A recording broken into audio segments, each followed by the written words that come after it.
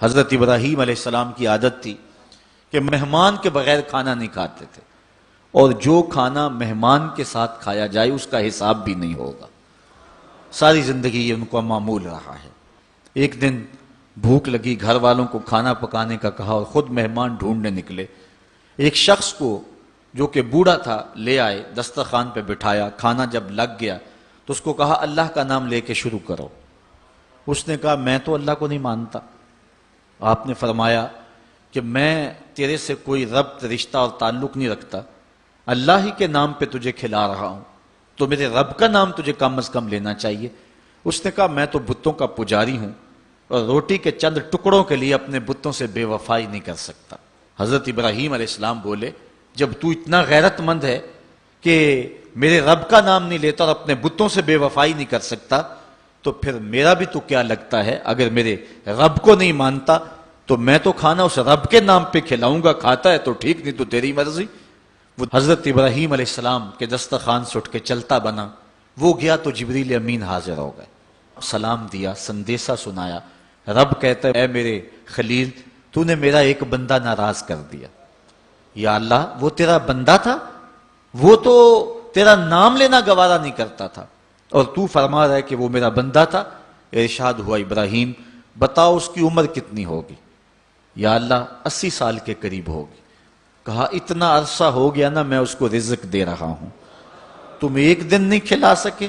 اب حضرت ابراہیم اس کو ڈھونڈ رہے ہیں، وہ دور پہاڑ پہ جا چکا ہے، اس کے قریب پہنچے، کہا میاں کھانا ٹھنڈا ہو رہا ہے جلدی آؤ۔ اس نے کہا ایک شرط ہے، تمہارے رب کا نام نہیں لوں گا۔ کہا نہ لینا آؤ۔ تو کہنے لگا لہجے میں اتنا گداز، اتنی نرمی کیسے آ گئی؟ تم تو کہتے تھے رب کے نام کے علاوہ کھلاؤں گا نہیں۔ کہا کہ اسی رب کا ہی تو پیغام آیا ہے کہ میں بھی اس کو دے رہا ہوں۔ اس نے کہا اگر تیرا رب اتنا اچھا ہے تو کھانا بعد میں کھائیں گے، پہلے اس کا غلام بنا لے مجھ کو۔ تو وہ رب ہے سب کا، ہمارا حق ہے کہ ہم اس کی پوجا کریں۔ تو اللہ تعالیٰ جل شانہ نے ارشاد فرمایا یا ایھا الناس اعبدوا ربکم، اپنے رب کی عبادت کرو۔ ایک تو وہ تمہارا رب ہے، اور پھر الذی خلقکم، اس نے تمہیں پیدا بھی کیا ہے۔ توجہ چاہوں گا، کتنی شان ہے کہ اس نے تخلیق بھی کیا اور پھر اس نے تمہاری تربیت بھی کی۔ جو تخلیق بھی کرے اور تمہاری تربیت بھی کرے، کیا اس کا حق نہیں ہے کہ اس کی حضور سجدہ ریزیاں کی جائیں؟ ساری زندگی انسان ماں کی خدمت کرتا رہے تو بتاؤ ماں کی خدمتوں کا بدلہ دے سکتا ہے؟ ماں کے پیار کا صلہ دے سکتا ہے؟ تو انسان جتنی مرضی خدمت کر کے ماں باپ کو راضی کرنے کی کوشش کرے وہ تو راضی ہوتے ہیں، بلکہ نالائق اولاد کے لیے ماں باپ کی دعائیں اور زیادہ ہوتی ہیں۔ تو انسان ان کی خدمت کا حق نہیں دے سکتا۔ ماں باپ کے اتنے حق کیوں ہیں؟ اس لیے کہ ماں نے بیٹے کو جنم دیا، جس نے جنم دیا ہے اس کے اتنے حق ہیں، تو جس رب نے خلق کیا ہے اس کے کتنے حق ہوں گے؟ جس نے تخلیق کیا ہے، دست قدرت سے بنایا ہے، تو پھر اس کے کتنے حق ہوں گے؟ تو مجھے بتائیے اس شخص سے بڑا بدبخت کوئی ہو سکتا ہے جو اللہ کے حضور سجدہ ریزی نہیں کرتا؟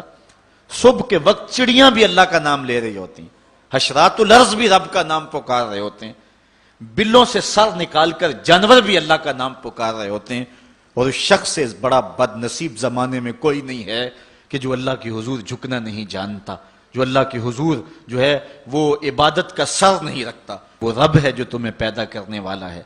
ماں کے رحم کے اندر کون نقش و ونگار دینے والا ہے؟ کس نے گوشت کے لوتھڑے کو بولنا سکھایا ہے؟ کس نے چشم خانوں کے اندر روشن چراغ رکھ دیے ہیں؟ اور کس نے سر کے اندر ایک نشیط اور روشن دماغ رکھ دیا ہے؟ کس نے ہاتھوں کو پکڑنے کی قوت دی اور کانوں کو شنوائی کی طاقت دی؟ اور کس نے جو ہے وہ سونگھنے کی قوت اور قوت شامہ ناک کے نتنوں کے اندر رکھ دی؟ کون ہے جو ٹانگوں میں زور پیدا کرتا ہے؟ کون ہے جس نے چھاتی کو طاقت دی؟ کون ہے جس نے انسانیت کو احسن تقویم بنایا؟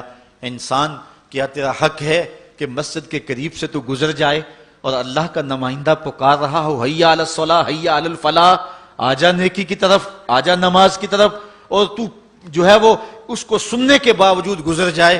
ایسا ہو سکتا ہے کہ تو اس کے حضور آئے نہ، حاضر ہی نہ ہو؟ یہ بد نصیبی نہیں تو اور کیا ہے۔ اللہ تعالیٰ جل شانہ ہمیں اپنی عبادت کی توفیق نصیب فرمائے۔